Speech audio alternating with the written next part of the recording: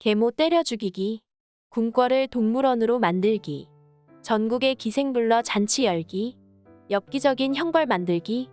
연산군은 성종이 내린 사약을 받아 죽은 윤 씨의 자식이지만 적장자이기에 세자가 되었으며 이후 12년 동안 왕세자 교육을 받았습니다. 그리고 19세에 국가의 기틀을 마련한 성종의 뒤를 이어 조선의 제10대 임금으로 즉위하였습니다. 연산군은 초기부터 강한 왕권을 원했으며 자신을 향한 비난을 절대 용납하지 않았습니다. 연산군은 신하들에게 신원패를 차게 했는데 신원패에 담긴 내용은 입은 화를 초래하는 문, 혀는 몸을 자르는 칼. 입을 다물고 혀를 놀리지 않고 있으면 가는 곳마다 편안하리라. 입을 닫으라는 위협적인 협박이었습니다. 심지어 연산군은 백성마저 탄압했는데 어느 날 연산군의 처남인 신수군 집에 한글로 쓰인 익명서가 전달되었습니다. 연산군의 폭정에 관한 내용인데 이에 분노한 연산군은 한글 학습을 탄압하고 한글로 간행된 서적을 불태우기도 했습니다.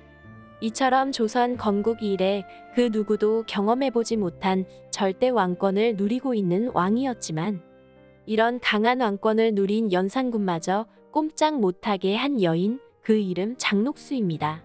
나이는 30여 세였는데도 얼굴은 16세의 아이와 같았으며 얼굴은 중인 정도를 넘지 못했으나 남모르는 교사와 유사스러운 아양은 견줄 사람이 없었다.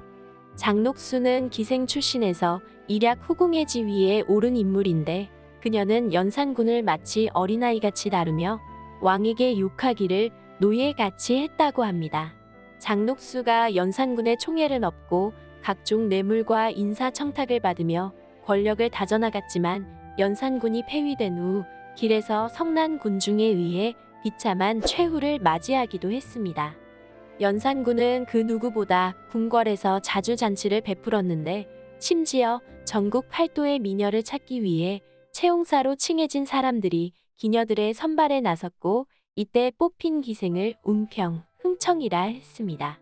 재주만 뛰어나면 운평이라 하며 재주뿐만 아니라 미모까지 아름다운 기생은 흥청이라고 불렀고 이런 사치스러운 놀이에 국고는 바닥이 났는데 이에 죄책감은커녕 한 해의 세금도 버거워하던 백성들에게 2년치의 세금을 더 거두어 자신의 향락에 쓰기도 했습니다.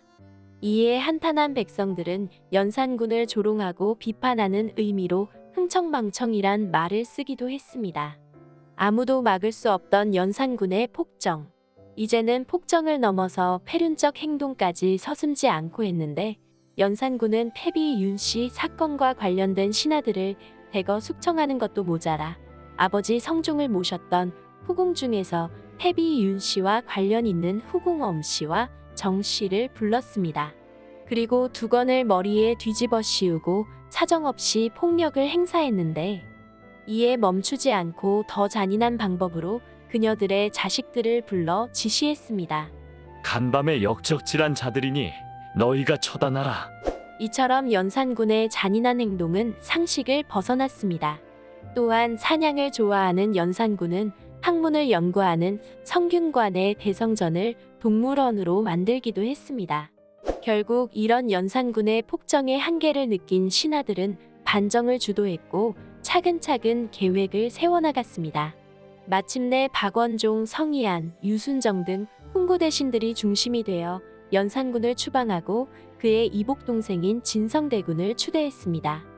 그렇게 하루아침에 왕이 된 그가 바로 중종입니다. 그리고 이를 중종반정이라고 하는데 뜻은 비정상적인 정치 상황을 올바르게 되돌린다는 뜻이고 폭군을 축출하는 일을 의미합니다. 반정을 주도한 신하 중 박원종은 특히 연산군과 개인적으로 원한이 매우 깊었습니다. 연산군의 음행은 도가 지나쳐서 큰어머니뻘 되는 박씨와도 간통했으며 이에 수치심을 느낀 박씨는 자결했습니다.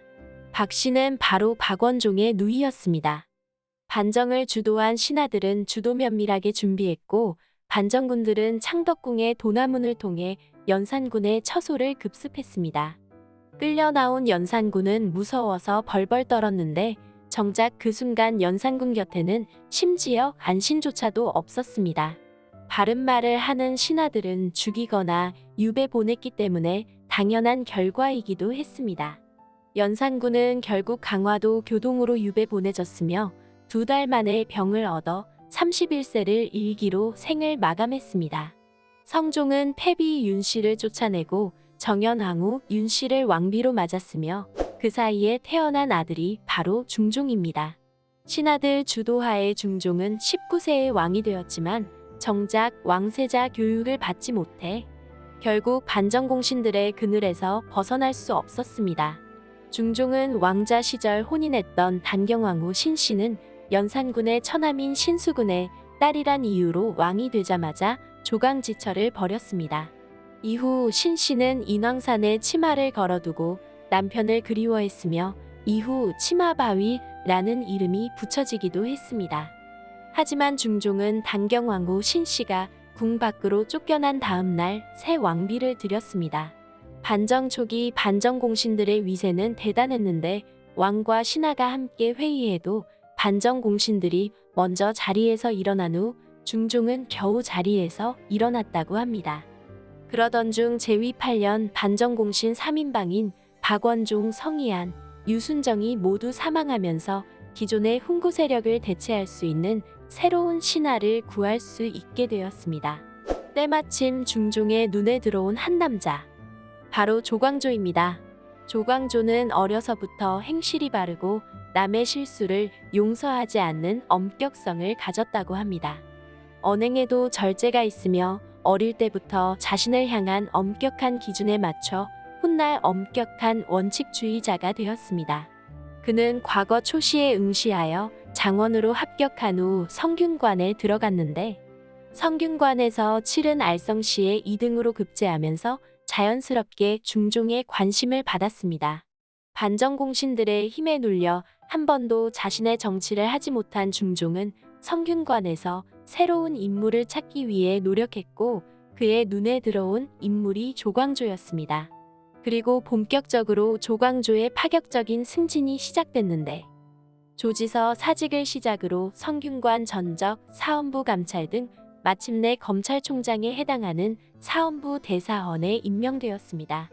그리고 그는 본격적으로 개혁 정책을 펼치기 시작했는데 첫째, 조광조는 모든 개혁의 첫 번째는 왕이 먼저 모범을 보여야 한다는 왕도 정치를 기준으로 삼았으며 이를 실현하기 위해 왕과 신하가 학문을 토론하는 자리인 경연을 활성화했습니다.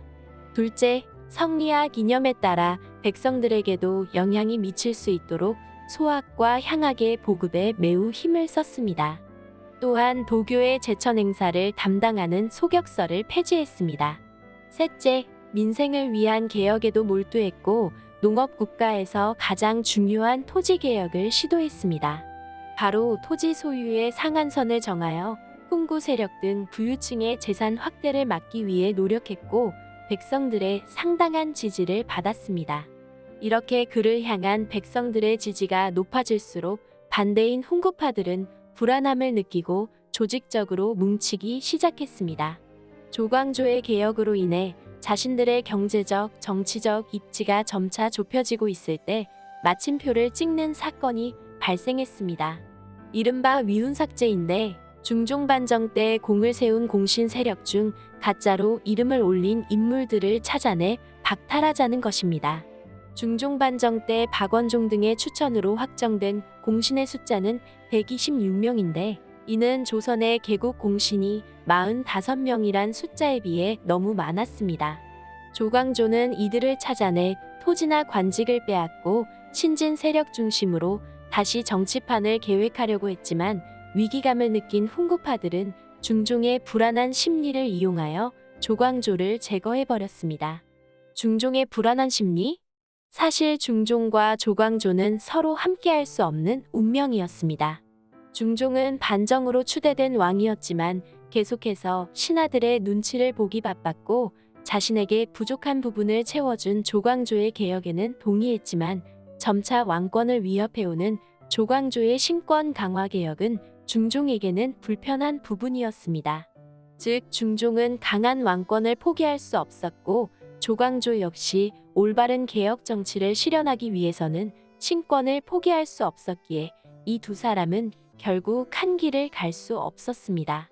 그리고 조광조는 자신이 꿈꾸는 성리와 기념 중심의 조선 사회가 실현되기 위해 신념을 포기하지 않았지만 중종 14년 차 더는 중종은 신하들에게 휘둘리고 싶지 않았습니다. 조광조는 처음 사사의 명을 받았지만 영의정인 정광필의 비호로 전라도로 유배되었습니다. 하지만 훈구파는 조광조의 존재를 아예 없애야겠다고 다짐했고 결국 조광조는 유배지에서 사약을 받고 38세의 젊은 나이로 생을 마감했습니다. 조광조는 사약을 받기 전에 절명시를 지었습니다. 임금 사랑하기를 어버이 사랑하듯 했고 나라 걱정을 내 집 걱정하듯 했노라. 밝은 애가 이 세상을 내려다보고 있으니 내 충성스러운 마음을 환히 비추리라. 급진적 개혁을 꿈꾼 젊은 학자의 죽음. 중종의 재위 기간이 38년이나 되지만 아직도 중종보다 조광조의 업적을 기억한다는 것은 많은 의미를 담고 있는 것 같습니다. 지금까지 제 영상을 봐주셔서 감사합니다. 구독과 댓글 부탁드릴게요.